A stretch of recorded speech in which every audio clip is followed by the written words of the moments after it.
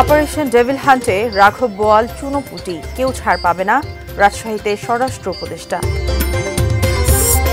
সিরাজগঞ্জের সাবেক এমপি চয়ন ইসলাম গাজীপুরের শ্রীপুরে গ্রেপ্তার।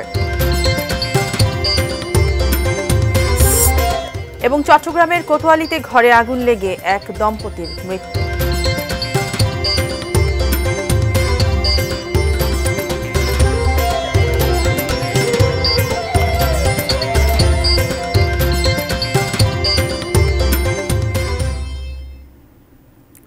দেখছেন এটি নিউজ। সারা দেশের সর্বশেষ খবরাখবর নিয়ে এটি নিউজের নিয়মিত আয়োজন দেশের খবরে আপনাদের সাথে আছে আমি মারিয়া শিমু। শুনছিলেন নাকিস বশির গ্লাসের সৌজন্যে সংবাদ শিরোনাম। এবারে বিস্তারিত জানাবো। অপারেশন ডেভিল হান্টের অভিযানে রাঘব বোয়াল চুনোপুটি কেউ ছাড় পাবে না বলেছেন স্বরাষ্ট্র উপদেষ্টা অবসরপ্রাপ্ত লেফটেন্যান্ট জেনারেল জাহাঙ্গীর আলম চৌধুরী। দুপুরে রাজশাহী জেলা প্রশাসকের সম্মেলন কক্ষে বিভাগের বিভিন্ন দপ্তরের কর্মকর্তাদের সঙ্গে আইন শৃঙ্খলা পরিস্থিতি নিয়ে মতবিনিময় সভা শেষে গণমাধ্যম কর্মীদের কাছে মন্তব্য করেন তিনি। স্বরাষ্ট্র উপদেষ্টা আরও বলেন, যতদিন দেশ ডেভিল মুক্ত না হবে ততদিন অপারেশন ডেভিল হান্ট চলবে। কোনো নির্দোষ মানুষ যেন শাস্তি না পায় সে ব্যবস্থা নেওয়া হয়েছে। এজন্য একাধিক কমিটি রয়েছে। স্বরাষ্ট্রমন্ত্রীর সঙ্গে মতবিনিময় সভায় রাজশাহী বিভাগের দায়িত্বরত সেনা, বিজিবি, র্যাব ও পুলিশের ঊর্ধ্বতন কর্মকর্তারা উপস্থিত ছিলেন। তারপর ইভেন আমাদের আইন শৃঙ্খলা বাহিনীর কর্মকর্তাদেরও কিন্তু আমরা ছাড় দিই নাই। আপনারা দেখছেন প্রথম দিনই কিন্তু 4জন না 5জন তাদের কিন্তু আইনের আওতায় নেওয়া হয়েছে। এই ক্ষেত্রে বড় ছোট কোনো ভেদাভেদ নাই, যে আসবে এই জালে সে ধরা পড়বে। অপারেশন ডেভিল হান্টে গাজীপুরে গত 2 দিনে 200 জন সহ বিভিন্ন জেলায় প্রায় 1,500 জনকে আটক করেছে যৌথ বাহিনী। গাজীপুর মহানগর ও গাজীপুর জেলা থেকে যুব মহিলা লীগের সভাপতি আনোয়ারা সরকার আনু যৌথ বাহিনীর হাতে গ্রেপ্তার হন। আনোয়ারার বিরুদ্ধে 5 আগস্টের মামলা সহ সাবেক মন্ত্রী আকম ও মোজাম্মল হকের বাড়িতে বৈষম্য বিরোধী ছাত্রদের উপর হামলার অভিযোগে মামলা রয়েছে। এছাড়া শ্রীপুরে সাবেক এক যুবলীগ নেতার বাড়ি থেকে সিরাজগঞ্জ 6 আসনের সাবেক এমপি চয়ন ইসলামকে গ্রেপ্তার করা হয়। পরে তাকে সিরাজগঞ্জ পুলিশের কাছে হস্তান্তর করা হয়। এদিকে ময়মনসিংহে এ পর্যন্ত ফুলপুর উপজেলা পরিষদের সাবেক চেয়ারম্যান সহ 16 জনকে গ্রেপ্তার করা হয়েছে। ভোলায় অপারেশন ডেভিল হান্টে আটক হন 14 জন।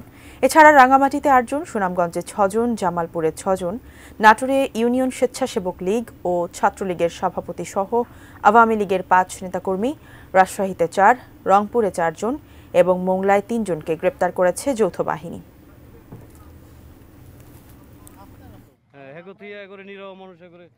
আজকে আমরা 79 জনকে গ্রেপ্তার করেছি, যারা সমাজকে বিশৃঙ্খলা করছে, যারা এরকম মানুষকে জখম করছে, যারা ছিনতাই করছে, যারা সমাজকে অস্থিতিশীল করার চেষ্টা করছে। এরই মাধ্যমে আমরা সমাজের মানুষকে শান্তি দিতে চাই। অপারেশন ডেভিল হান্টের অভিযান নিয়ে গাজীপুরের শ্রীপুরের মাওনা বাসস্ট্যান্ড থেকে সেখানকার পরিস্থিতি জানিয়েছেন শ্রীপুর প্রতিনিধি শিহাব খান। দেশ জুড়ে চলছে অপারেশন ডেভিল হান্টের কার্যক্রম। এর অংশ হিসেবে গতকাল রাত 12টার দিকে গাজীপুর জেলার শ্রীপুর উপজেলার তেলিহাটি ইউনিয়নের টেপিরবাড়ি গ্রামের মাটির মসজিদ এলাকায় একটি 6তলা ভবন ঘেরাও করে পুলিশ। সেখান থেকে সেই ওই 6তলা বাড়িটিতে অভিযান চালিয়ে সিরাজগঞ্জ 6 আসনের সাবেক সংসদ সদস্য চয়ন ইসলামকে গ্রেফতার করা হয়। গ্রেফতার করে রাতেই তাকে শ্রীপুর থানায় নেওয়া হয়। আপনারা জানেন যে গাজীপুরের জেলার 5টি থানা, গাজীপুর মহানগরের 8টি থানা, টোটাল 13টি থানায় রোববার দিবাগত রাতে যে ডেভিল হান্ট কার্যক্রমের অপারেশন চালানো হয়েছে, সেখান থেকে এখন পর্যন্ত আইন শৃঙ্খলা রক্ষাকারী বাহিনী, পুলিশ আমাদের আনুষ্ঠানিকভাবে কোনো তথ্য আমাদের জানায়নি। গত শুক্রবার রাতে গাজীপুরের ভিয়াশ্রম এলাকায় সাবেক মুক্তিযুদ্ধ বিষয়ক মন্ত্রী আকম মোজাম্মেলের বাড়িতে লুটতরাজ হচ্ছে এমন খবরে গাজীপুরের বৈষম্য বিরোধী ছাত্র আন্দোলনের নেতারা সেখানে উপস্থিত হলে ছাত্রলীগ, যুবলীগ এবং আওয়ামী লীগ পরিচয়ে তাদের উপর হামলা করা হয়। সেই হামলায় এখন পর্যন্ত 15 থেকে 16 জনের আহত হয়েছে। এই ঘটনার পরিপ্রেক্ষিতে গতকাল গাজীপুর মেট্রোপলিটন পুলিশের সদর থানায় 239 জনের নাম উল্লেখ করে এবং 200 থেকে 300 অজ্ঞাত আসামিদের নামে বৈষম্যবিরোধী ছাত্র আন্দোলনের নেতা আব্দুল্লাহ আল মুহিত মামলা দায়ের করেছেন। এই মামলার পরিপ্রেক্ষিতে 16 জনকে গ্রেফতারের খবর জানিয়েছিল পুলিশ। আমরা ডেভিল হান্ট সম্পর্কে পরবর্তী যে কোনো তথ্য পাওয়া মাত্রই আমরা দর্শকের সামনে উপস্থাপন করব। ভোলায় অপারেশন ডেভিল হান্ট অভিযানে 14 জনকে আটক করেছে কোস্টগার্ড। ভোলা সদর মডেল থানা থেকে বিস্তারিত জানিয়েছেন প্রতিনিধি মঞ্জুর আলম। রাত্রে কোস্টগার্ড এবং অন্যান্য বাহিনীর যৌথ অভিযানে 14 জনের মতো আটক করেছেন কোস্টগার্ড। সেই আটককৃত 14 জনকে ইতিমধ্যেই ভোলা সদর মডেল থানায় নিয়ে এসেছেন। সেটা আমরা দেখেছি আটককৃতদের মধ্যে বেশিরভাগই কিন্তু আওয়ামী লীগের নেতাকর্মীদের আমরা দেখছি। তো কোস্টগার্ড এখন পর্যন্ত সদর থানায় এই আটককৃতদের আনলেও থানায় কিন্তু এখন পর্যন্ত থানা পুলিশের কাছে হস্তান্তর করেনি, যার ফলে যে আটককৃতদের আত্মীয় স্বজন যারা রয়েছেন তারা এখন এই মুহূর্তে সদর থানায় ভিড় জমিয়েছেন। তো আমার কাছে ভোলার সদর মডেল থানা থেকে এই ছিল সর্বশেষ। গাজীপুরে গ্রেপ্তার সিরাজগঞ্জ 6 আসনের সাবেক সংসদ সদস্য ও শাহজাদপুর উপজেলা আওয়ামী লীগের সভাপতি চয়ন ইসলামকে সিরাজগঞ্জে নিয়ে যাওয়া হবে। রোববার দিবাগত রাত 12টার দিকে মাওনা চৌরাস্তা এলাকায় একটি বাসায় অভিযান চালিয়ে চয়ন ইসলামকে গ্রেপ্তার করে পুলিশ। গাজীপুরের শ্রীপুর থানার ওসি মোহাম্মদ জয়নাল আবেদিন মণ্ডল জানান, গাজীপুরের শ্রীপুর উপজেলার টেপির বাড়ি গ্রামের মাটির মসজিদ এলাকার একটি ফ্ল্যাটে দীর্ঘদিন আত্মগোপন করেছিলেন চয়ন ইসলাম। খবর পেয়ে রাত 11:30টার দিকে ওই বাড়িটি ঘেরাও করে পুলিশ। পরে তাকে গ্রেপ্তার করে শ্রীপুর থানায় নিয়ে যাওয়া হয়। চয়ন ইসলামকে সিরাজগঞ্জের শাহজাদপুর আদালতে তোলার কথা রয়েছে।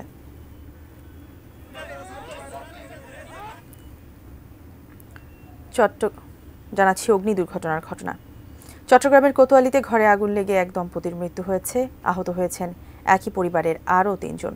ভোর 6:30টার দিকে বালুয়ারদিঘি জাফর সওদাগর কলোনিতে এই দুর্ঘটনা হয়।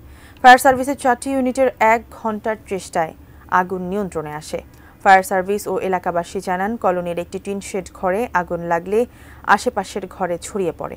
আগুনের সূচনা হওয়া ঘরের পাশের একটি ঘরের টয়লেট থেকে আহত অবস্থায় 5 জনকে উদ্ধার করে হাসপাতালে নেওয়া হলে ইলিয়াস ও পারভিন দম্পতিকে মৃত ঘোষণা করেন চিকিৎসক। আগুনের ধোঁয়ায় শ্বাসরোধ হয়ে তাদের মৃত্যু হয়েছে বলে জানান চিকিৎসক।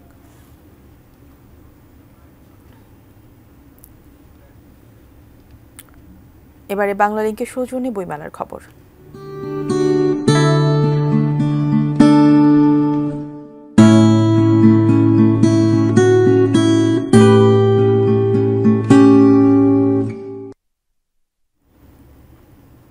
অমর একুশে বইমেলার 10ম দিন আজ। বইমেলার 10ম দিনের খবর জানতে সরাসরি যুক্ত হচ্ছি সহকর্মী ওয়ালিউল সাকিবের সঙ্গে।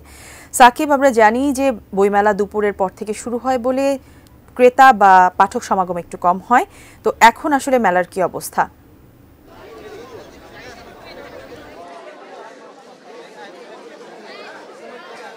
শিমু, আমি কিছুক্ষণ আগেও কিন্তু জানাচ্ছিলাম যে মেলাতে দুপুর 3টা নাগাদ মেলা শুরু হয়, সেই কারণে কিন্তু যে শুরুর দিকে একটু কিছুটা চাপ কম থাকে। পাঠক ক্রেতা যারা আসেন তারা একটু ধীরে ধীরে আসতে শুরু করেন। আর আমরা যেহেতু জানি যে গরম পড়ে যাচ্ছে, শীত চলে গেছে অলমোস্ট, তো সে কারণে কিন্তু আমরা দেখতে পাচ্ছি যে গরম কমলে যখন বিকেল পড়ে যায় তখন কিন্তু মানুষ হচ্ছে যে একটু মেলায় বেশি আসেন। বিশেষ করে যে কর্মদিবসগুলো আছে সেই দিনগুলোতে কিন্তু আমরা দেখতে পাচ্ছি সন্ধ্যার পরে কিছুটা ভিড় হয়। এছাড়া যে শুক্রবার এবং শনিবার যে সাপ্তাহিক ছুটির দিনগুলো, সেই দিনগুলোতে কিন্তু সারাদিনই মোটামুটি পাঠক ক্রেতার সমাগম থাকে, প্রচুর মানুষের ভিড় হয়। আর যদি বেচাকেনার কথা বলি, বেচাকেনা কিন্তু মোটামুটিভাবে চলছে। তবে এই যে আজ 10ম দিন, মোটামুটি প্রথম দিকে কিছুটা কম থাকলেও এখন কিন্তু কিছুটা বাড়তে শুরু করেছে। তবে যারা এখানে সংশ্লিষ্ট রয়েছেন, প্রকাশনী কিংবা যারা বিক্রয় কর্মী রয়েছেন, তারা আমাদেরকে বলছেন যে ধীরে ধীরে দিনে দিনে কিন্তু আরও বাড়বে এই বেচাকেনার পরিমাণটা। আর আমি যদি একটু জানিয়ে রাখি আপনাকে যে মেলায় আজও কিন্তু নতুন নতুন অনেক বই প্রকাশিত হচ্ছে, বই আসছে। তবে আজকে আসলে কতগুলো বই ঠিক প্রকাশিত হয়েছে সেই তথ্যটা আমি আরেকটু পরে জানাতে পারবো। তবে এখন পর্যন্ত এই 9 দিনে গতকাল পর্যন্ত মোট 653টি বই প্রকাশিত হয়েছে এই অমর একুশে বইমেলা 2025-এ। এছাড়া গতকাল 9ম দিনে কিন্তু আমরা দেখেছি যে 97টি বই এসেছিল। তো সব মিলে কিন্তু বলা যায় যে বইমেলা কিন্তু বেশ ভালোভাবেই চলছে। এবং যেমনটি বলছিলাম যে সন্ধ্যার পর কিছুটা হয়তো ভিড় বাড়বে, সেক্ষেত্রে কিন্তু আমি হয়তো দেখাতে পারবো মানুষ যদি বাড়ে সেই ব্যাপারটি। তো শিমু, এই ছিল আমার কাছে এখন পর্যন্ত বইমেলার খবর। দিন বদলে 20 বছরে বাংলালিংক দিচ্ছে 20 জিবি মাত্র 319 টাকায়। বইমেলার সর্বশেষ পরিস্থিতি জানাচ্ছিলেন সহকর্মী ওয়ালিউল সাকিব। দর্শক, দেশের খবর নিচ্ছি ছোট্ট একটি বিরতি, এর পরে আরও যা থাকছে। হাসপাতাল পূর্ণাঙ্গ চালুর দাবিতে কুষ্টিয়ায় মহাসড়ক অবরোধ এবং নারায়ণগঞ্জের তারাবোতে খেলার মাঠ রক্ষায় মানববন্ধন।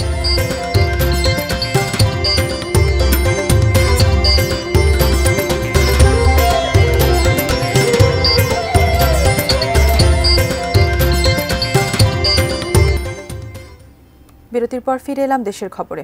শাহবাগে প্রাথমিকে বাদ পড়া শিক্ষকরা রাস্তা অবরোধ করেছেন, সেখানে আছেন সহকর্মী জাহিদ হোসেন।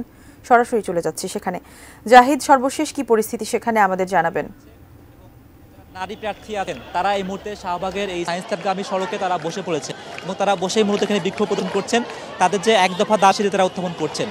মূলত যে হাইকোর্টের রায় যে ৬,৫৩১ জন যারা মূলত ঢাকা এবং চট্টগ্রামে যারা প্রার্থী ছিলেন তাদেরকে বাদ দেওয়া হয়েছে সেই বাদ পড়া শিক্ষকরা তারা সড়কে নেমেছেন এবং তাদেরকে এই সড়ক থেকে ছত্রভঙ্গ করার জন্য পুলিশের পক্ষ থেকে মুহুর্মুহু টিয়ার গ্যাস নিক্ষেপ করা হয়েছে, লাঠিচার্জ করা হয়েছে এবং থেকে বারবার চেষ্টা করা হচ্ছে আন্দোলনকারীদেরকে সড়ক থেকে সরিয়ে দেওয়ার। এবং আন্দোলনকারীরা বলছেন তাদের যে নিয়োগ প্রক্রিয়া তারা খুব যৌক্তিক দাবিতেই তারা সড়কে নেমেছেন।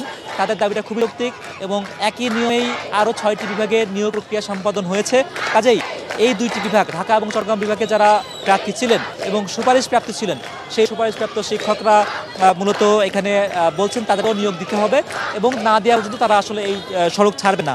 এবং বিগত 3 দিন ধরে তারা চেষ্টা করেছিলেন যমুনাতে যাওয়ার, সেখানেও কিন্তু সেদিন লাঠিচার্জ হয়েছিল, টিয়ার গ্যাস নিক্ষেপ হয়েছিল। এবার তারা 2 দিন অবস্থান করছিলেন প্রেস ক্লাবে, আজ তারা এসেছেন এই শাহবাগে এবং এখানে পুলিশের সঙ্গে লাঠিচার্জ, ধাওয়া পাল্টা। প্রথম দিন ছিলাম, আমি শুরু থেকে আছি আপনাদের সঙ্গে।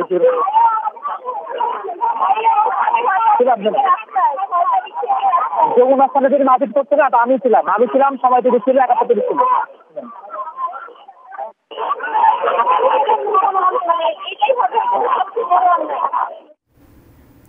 ধন্যবাদ জাহিদ আপনাকে। দর্শক, শাহবাগ থেকে আমাদের সেখানকার সর্বশেষ পরিস্থিতি জানাচ্ছিলেন সহকর্মী জাহিদ হোসেন।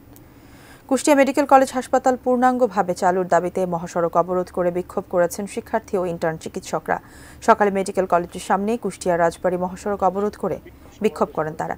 এ সময় মহাসড়কের দুই পাশে যানজটের সৃষ্টি হয়, ফলে দুর্ভোগে পড়েন সাধারণ যাত্রীরা। শিক্ষার্থী ও ইন্টার্ন চিকিৎসকদের অভিযোগ, কর্তৃপক্ষ বারবার আশ্বাস দিলেও পূর্ণাঙ্গভাবে হাসপাতালটি চালু হয়নি। এখন পর্যন্ত শুধু বহির্বিভাগই চালু রয়েছে। পরে সেনাবাহিনীর প্রচেষ্টায় শিক্ষার্থীদের সঙ্গে বৈঠকে বসেন হাসপাতালের পরিচালক। বৈঠকে আগামী 20 দিনের মধ্যে শিশু ও মেডিসিন বিভাগ সহ পূর্ণাঙ্গভাবে হাসপাতাল চালুর আশ্বাস দিলে অবরোধ তুলে নেন শিক্ষার্থীরা।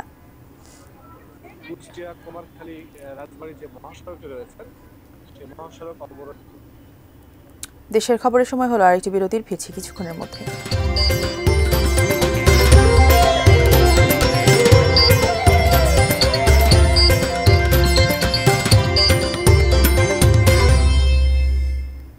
বিরতির পর আরও একবার আমন্ত্রণ, দেখছেন দেশের খবর।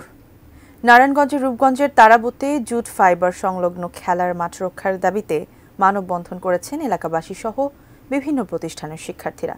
সকালে তারাবোতে পৌরসভার 7 ও 8 নম্বর ওয়ার্ডের এলাকাবাসী এ মানববন্ধন ও বিক্ষোভ সমাবেশ করেন।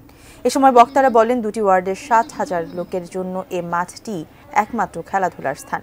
11টি স্কুল, 16টি মাদ্রাসা এবং 1টি কলেজের শিক্ষার্থীরা এখানে খেলাধুলা করলেও সম্প্রতি মাঠটিতে গবেষণাগার করার সিদ্ধান্ত নিয়েছে সরকার। অবিলম্বে সিদ্ধান্ত বাতিল করে মাঠটি সংরক্ষণের দাবি জানান বক্তারা। এ সময় বক্তব্য রাখেন তারাবো পৌরসভার সাবেক মেয়র শফিকুল ইসলাম চৌধুরী, তারাবো ইউনিয়নের সাবেক চেয়ারম্যান এবং তারাবো 7 ও 8 নম্বর ওয়ার্ড খেলার মাঠ বাস্তবায়ন কমিটির আহ্বায়ক মোজাম্মেল হক প্রধান। এবং আপনারা যারা আছেন কলম লেখনি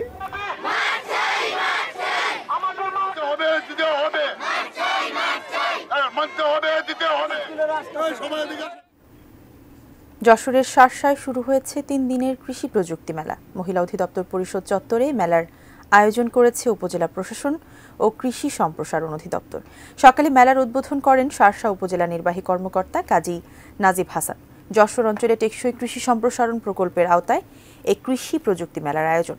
পারিবারিক পুষ্টি বাগান, ভার্মি কম্পোস্ট উৎপাদন, খামার যন্ত্রপাতি, ধানের আধুনিক জাত ও কৃষি পণ্য প্রক্রিয়াজাত সহ সরকারি বেসরকারি প্রতিষ্ঠানের প্রায় 15টি স্টল প্রদর্শনীতে অংশ নেয়।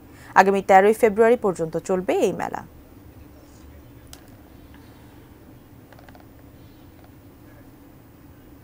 সংবাদ শেষ করব, তবে তার আগে আকিজ বশির গ্লাসের সৌজন্যে শিরোনামগুলো জানিয়ে দিচ্ছি আরও একবার।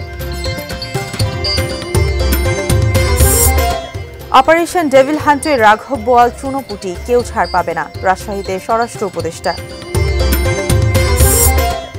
সিরাজগঞ্জের সাবেক এমপি চয়ন ইসলাম গাজীপুরের শ্রীপুরে গ্রেপ্তার। চট্টগ্রামের কোতোয়ালিতে ঘরে আগুন লেগে এক দম্পতির মৃত্যু। হাসপাতাল পূর্ণাঙ্গ চালুর দাবিতে কুষ্টিয়ায় মহাসড়ক অবরোধ। এবং নারায়ণগঞ্জের তারাবোতে খেলার মাঠ রক্ষায় মানববন্ধন।